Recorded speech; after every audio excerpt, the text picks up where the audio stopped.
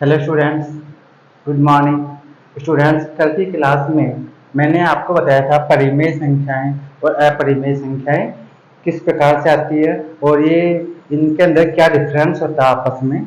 अब आज हम ये सीखेंगे कि √5 एक अपरिमेय संख्या है, इसे हम किस प्रकार से सिद्ध करेंगे। ठीक है? तो अब देखिए, इसको अपरिमेय सिद्ध करने के लिए मतलब इसको इर्रेशनल नंबर सिद्ध करने के लिए हम क्या काम करेंगे। हम कुछ समय के लिए इसको परिमेय मान लेते हैं कि माना, यहां से कर रहे हैं हम, जिसके विपरीत इसका अपोजिट हम मानते हैं कि माना √5 एक परिमेय संख्या है। कुछ समय के लिए हमारी कल्पना आई है, हमने माना है इसको। ठीक है, तो माना √5 एक परिमेय संख्या है या रैशनल नंबर है, परिमेय संख्या है। अब जब ये परिमेय संख्या है तो इसका अर्थ क्या हुआ, इसे हम P/Q के रूप में लिख सकते हैं। ठीक है, जब ये परिमेय संख्या है तब इसको हम ये लिख सकते हैं कि √5 का मान आपको मान लीजिए A/B प्राप्त होता है, जहां पर A और B आपस में सह अभाज्य संख्याएं हैं। इसका अर्थ यह है कि इन दोनों में एक के अतिरिक्त, एक को छोड़ करके और किसी भी अंक से विभाजित नहीं है। ठीक है, यह लिख देते हैं हम, यहां A तथा B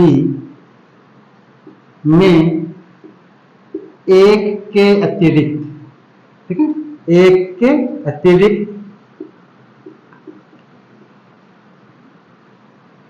कोई सार्वनिष्ठ गुणनखंड नहीं है, मतलब कोई भी इसमें कॉमन फैक्टर नहीं है। इसका अर्थ ये हुआ कि दोनों में एक के अलावा किसी भी अंक से डिवाइड नहीं है। ठीक है, एक के अतिरिक्त कोई सार्वगुणनखंड मतलब कॉमन फैक्टर, ठीक है,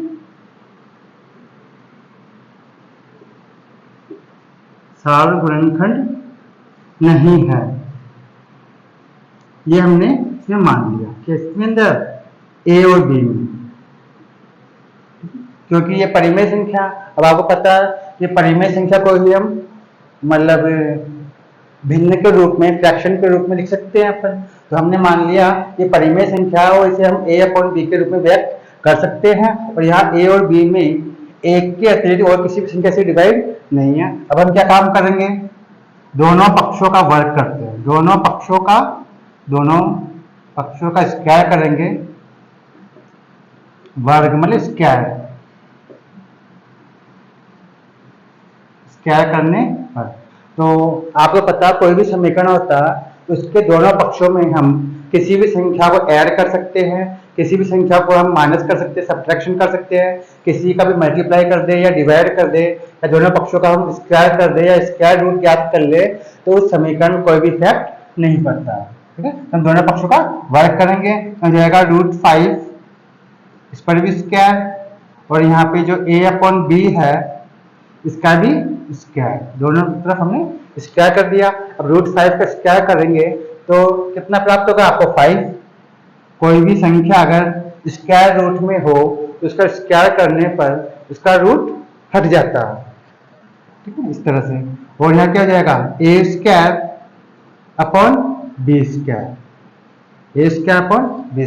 अब कुछ समय के लिए हम 5 के नीचे 1 मान सकते हैं, तो मैंने 5 के नीचे 1 मान लिया। इसको हम इस प्रकार लिख सकते हैं कि B² यहाँ जाएगा, 5 का हम यहाँ नीचे लेके आ रहे हैं, तो B² = A²/5। तो मैंने डाल दिया समीकरण नंबर 1। ठीक है, ये B² को मैं यहाँ लेके आ गया बाएं पक्ष में LHS की साइड में, और 5 को मैं नीचे लिया यहाँ पर। ठीक है, तो B² = A²/5। अब देखिए, इस समीकरण 1 को देखा जाए ध्यान से तो इससे ये ज्ञात होता है कि A² इस 5 से डिवाइड हो रहा है, और कितने टाइम डिवाइड हो रहा है, B² बार डिवाइड हो रहा। तो समीकरण 1 से स्पष्ट है, लिखेंगे यहाँ पर, देखता हूं इसको, समीकरण 1 से स्पष्ट है कि ए स्क्वायर 5 से विभाजित है, इससे डिवाइड हो रहा है। जो ए स्क्वायर है ये किससे डिवाइड हो रहा है? 5 से डिवाइड हो रहा है। और आपको रिजल्ट क्या प्राप्त हो रहा है? बी स्क्वायर प्राप्त हो रहा है। समीकरण एक को देख करके आपको ये स्पष्ट ज्ञात हो रहा है। तो हमने लिख दिया समीकरण एक से स्पष्ट है कि ए स्क्वायर 5 से विभाजित है।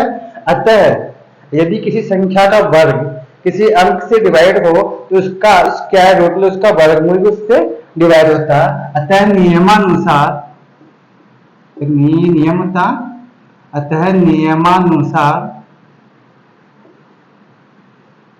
ए भी 5 से विभाजित होगा या डिवाइड होगा। क्या होगा? इससे विभाजित होगा। अब देखिए ऐसा क्यों? मान लीजिए मैं कहता हूं 16 2 से डिवाइड होता है। किससे डिवाइड होता है? 2 से डिवाइड होगा। 16 में 2 का पूरा पूरा डिवाइड हो जाएगा। तो 16 का जो रूट होता है इसका अगर हम वर्गमूल निकाल लें तो कितना आएगा? 4। तो नियम के मुताबिक जब 16 2 से डिवाइड हो रहा है तो इसका जो स्क्वायर रूट है वो भी 2 से डिवाइड होगा, पूरा पूरा डिवाइड हो जाएगा। ठीक है, तो वही नियम यहाँ पर है कि जब ए स्क्वायर 5 से विभाजित है या ए स्क्वायर जब 5 से डिवाइड हो रहा है तो ए भी 5 से डिवाइड होगा। ये फर्स्ट समीकरण से हम ये निष्कर्ष निकालते हैं। ठीक है, समझ आ गया? अब देखिए कुछ आपकी कल्पना गलत साबित होने लग गई। यहाँ पर मैंने स्टार्टिंग में ये कहा था कि ए तथा बी में एक के अतिरिक्त कोई साधारण गुणनखंड नहीं है। मतलब ए और बी में इस दोनों संख्याओं में एक के अलावा और किसी भी अंक का डिवाइड नहीं होगा। लेकिन समीकरण एक से ही आधी कल्पना तो आपकी गलत साबित हो गई कि एक जो ए है वो 5 से विभाजित हो रहा समीकरण एक के अनुसार। अब देखिए आगे। अब माना ए को 5 सी टाइम विभाजित करता है। ठीक है, हमें मान लेते हैं कि माना 5 से ए सी को विभाजित करने पे सी प्राप्त होता है। माना ए को 5 से विभाजित करने पर, मतलब डिवाइड करने पर, विभाजित करने पर सी प्राप्त होता है। कितना प्राप्त होता है? सी प्राप्त होता है। अतः हम इसको ये कह सकते हैं a = 5c। अब आप बोलेंगे a = 5c भाई कैसे हुआ? देखिए मान लीजिए आपके पास 10 है। ठीक है, 10 है। 10 को आप 2 से डिवाइड करते हैं। किससे डिवाइड कर रहे हैं आप? 2 से। तो कितना टाइम गया? 5 टाइम। कितनी बार गया? 5 टाइम गया। यहाँ 10 प्राप्त हो गया, नीचे कुछ भी आपको प्राप्त नहीं हुआ। तो हम इसको ये इस प्रकार लिख सकते हैं कि 10 = 2 × 5। 2 × 5 ये कह सकते हैं। ठीक है, या मान लीजिए आपके पास में 15 है। 15 का आप 3 से डिवाइड करेंगे, कितना प्राप्त होगा आपको? 5 प्राप्त होगा, पूरा पूरा डिवाइड हो रहा, नीचे शेष में कुछ भी प्राप्त नहीं हो रहा आपको। तो इन दोनों को डिवाइड करने पे 3 और 5 को डिवाइड करने मल्टीप्लाई करने पर आपको वापस 15 प्राप्त होगा या नहीं होगा? होगा ना। इसी प्रकार जैसे 10 को हमने 2 से डिवाइड किया, 5 टाइम गया, तो इसको हम ये कह सकते हैं 10 = 2 × 5 या फिर 15 = 3 × 5। सेम यही काम मैंने यहाँ पे किया। मैंने यह लिखा कि माना 5 का जब डिवाइड किया जाता है ए में, जब 5 का भाग दिया जाता है ए के अंदर, तो मान लिया आपको सी प्राप्त होता। इसलिए हम ये कह सकते हैं 5 × c बराबर होगा = a। ठीक है, a = 5c। इस तरह लिखा हमने।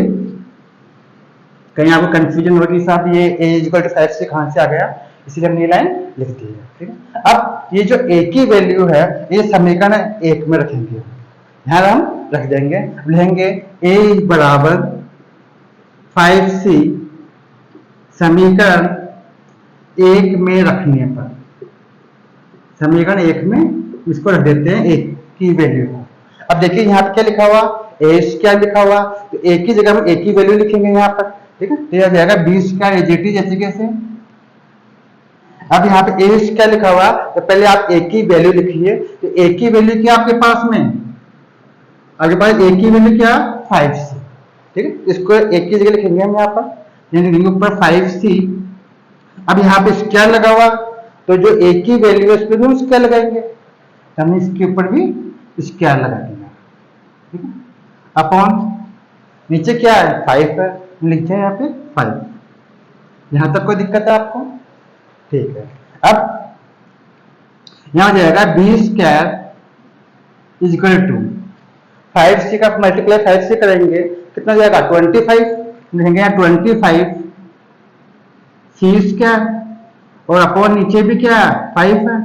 अब 5 से ये कट जाएगा 25, ठीक है, यहां तक कोई दिक्कत है आपको, ठीक है, यहां तक कोई दिक्कत है आपको, समझ में आ गया, ठीक है। अब हम आगे चलते हैं, देखिए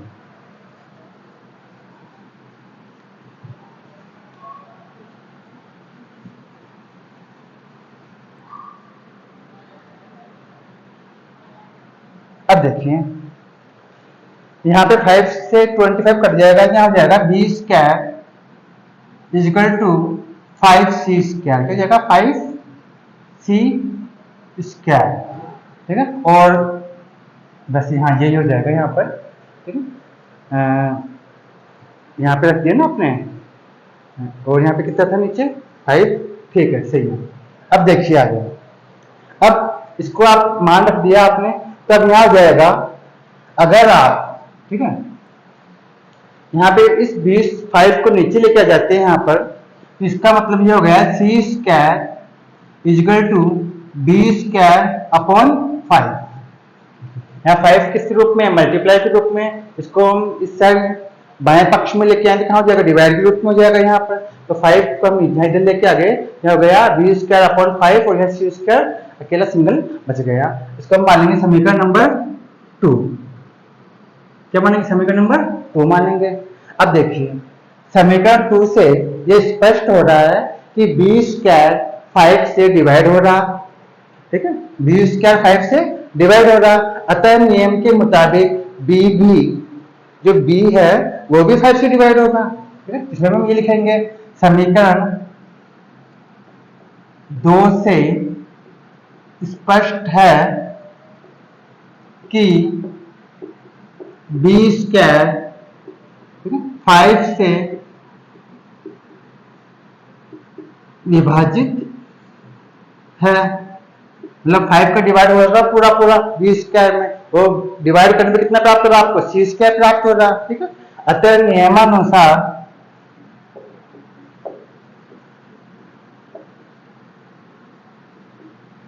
नियमानुसार बी भी 5 से, मतलब बी जो इसका स्क्वायर रूट होगा बी, वो भी 5 से डिवाइड होगा, ठीक है, बी भी 5 से विभाजित होगा, विभाजित होगा। अब देखिए समीकरण 1 के अंदर मैंने आपको ये बताया था कि ए स्क्वायर 5 से डिवाइड हो रहा है, इसलिए ए भी 5 से डिवाइड होगा, मैंने लिखा था यहाँ पर समीकरण 1 से स्पष्ट है कि ए स्क्वायर 5 से विभाजित है, इसलिए ए भी 5 से विभाजित होगा। और इसी प्रकार समीकरण 2 में स्पष्ट हो रहा है कि जब बी स्क्वायर, ये बी स्क्वायर है, जब बी स्क्वायर 5 से डिवाइड हो रहा है तो बी भी 5 से डिवाइड होगा, जबकि स्टार्टिंग के अंदर जब अपन ने इस क्वेश्चन को सॉल्व करना स्टार्ट किया था तब हमने ये कहा था कि ए और बी के अंदर, ठीक है, एक के अलावा कोई भी कॉमन फैक्टर नहीं है, मतलब एक के अलावा उन दोनों में ए और बी में किसी भी अंक का भाग नहीं जाएगा, मतलब किसी से भी विभाजित नहीं है। तो अब यहाँ पे तो हमारी जो कल्पना है वो गलत साबित हो रही है कि नहीं हो रही। तब इसमें लिखेंगे समीकरण 1 व 2 से ज्ञात है कि ए तथा बी में सार्वगुणनखंड 5 भी है। समीकरण 1 व 2 से, समीकरण 1 में मैंने क्या बताया था आपको, ए 5 से विभाजित है, समीकरण 2 में क्या बताया मैंने, बी भी 5 से विभाजित है, ठीक है। तो हम लिखेंगे समीकरण 1 व 2 से, ठीक है, ए तथा बी, ए तथा बी में एक के अतिरिक्त, किसके अतिरिक्त, एक के अतिरिक्त अन्य सार्व गुणनखंड, अन्य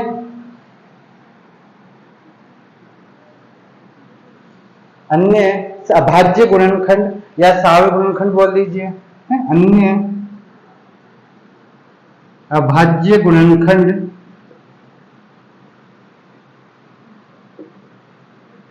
5 भी है या 5 भी है। अब ये तो एक विरोध हो गया ना, जो हमने माना था उसके अपोजिट हो गया ये तो यह एक विरोधाभास है, ठीक है। लेंगे यह एक विरोधाभास है कि हमने जो माना था उसका उल्टा हो रहा है यहाँ पे तो, ठीक है। यह एक विरोधाभास है। अब विरोधाभास किस बात से है, क्योंकि हमारी कल्पना के अनुसार ए तथा बी में एक के अतिरिक्त कोई भी सार्व गुणनखंड नहीं है, ठीक है। क्योंकि हमारी कल्पना के अनुसार, जो हमने स्टार्टिंग में मानी थी, उस कल्पना के अनुसार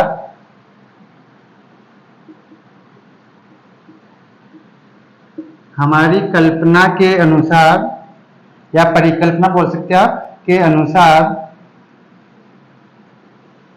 ए तथा बी में एक के अतिरिक्त, एक के अतिरिक्त कोई सार्व गुणनखंड नहीं है, कोई सार्व गुणनखंड, कोई कॉमन फैक्टर, मतलब कोई सार्व गुणनखंड नहीं है। ये हमारी क्या थी, कल्पना थी, स्टार्टिंग में जो मानी थी, ठीक है। तो हमारी परिकल्पना क्या हो गई, गलत साबित हो गई यहाँ पे तो, क्योंकि यहाँ पे तो ए भी 5 से डिवाइड हो रहा है और बी भी 5 से डिवाइड हो रहा है, ठीक है। अब ये विरोधाभास आपको क्यों प्राप्त हुआ, यह विरोधाभास जो आपको प्राप्त हो रहा है, ठीक है, तो यह विरोधाभास हमारे द्वारा गलत मतलब रॉन्ग जो हमने इमेजिनेशन किया था उसके कारण प्राप्त हुआ, ठीक है। यहां लिख देते हैं, यह विरोधाभास, यह विरोधाभास हमारे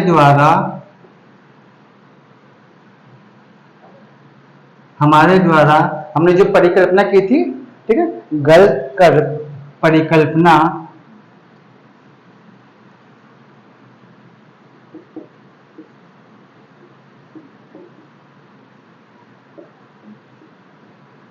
गलत परिकल्पना करने से प्राप्त हुआ है। तो हमने शुरू में क्या माना था कि ए और बी में किसी का डिवाइड नहीं होगा एक के अतिरिक्त, हमने ये परिकल्पना की थी। लेकिन यहाँ पर ए भी 5 से डिवाइड हो रहा, बी भी 5 से डिवाइड हो रहा, तो एक विरोध आपके सामने प्रकट होकर आया। अभी विरोध क्यों आया, क्योंकि हमने जो स्टार्ट में जो परिकल्पना की थी कि ए और बी में मतलब एक के अलावा कोई भी सार्व गुणनखंड नहीं है, मतलब कोई भी कॉमन फैक्टर नहीं है, वो हमारी परिकल्पना क्या थी, गलत थी। अतः यह निष्कर्ष निकाला जाता है कि √5 एक अपरिमेय संख्या है। अतः यह निष्कर्ष निकाला जाता है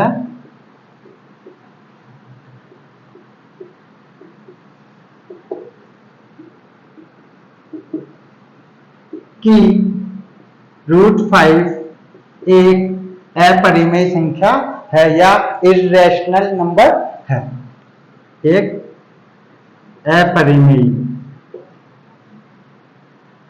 संख्या या अपरिमेय है,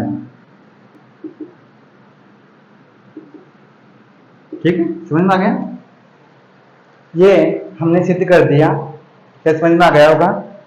तो स्टूडेंट्स, इसी प्रकार जैसे हमने √5 को सिद्ध किया, सेम इसी प्रकार आप √2, √3 को भी आप सिद्ध कर सकते हैं, ठीक है? क्योंकि आपके एग्जाम के हिसाब से 10th क्लास के अंदर 1.2 के अंदर ये एक्सरसाइज है, उसके अंदर आपके जो क्वेश्चन आता है उसमें आपको सिद्ध करने के लिए √2 भी प्राप्त हो सकता है, √2 भी आ सकता है, √3 भी आ सकता है और √5 भी आपको प्राप्त हो सकता है। इसी प्रकार हम जैसे हमने √5 को सिद्ध किया है, उसी प्रकार हम √2 और √3 को भी हम अपरिमेय संख्या सिद्ध कर सकते हैं, ठीक है? तो मैं समझता हूँ शायद अब आप √2 और √3 को आप इसी प्रकार से अपरिमेय सिद्ध कर सकते हैं, ठीक है? शायद समझ में आ गया होगा, ठीक? नेक्स्ट टाइम हम फिर मिलेंगे नए टॉपिक के साथ। Thank you.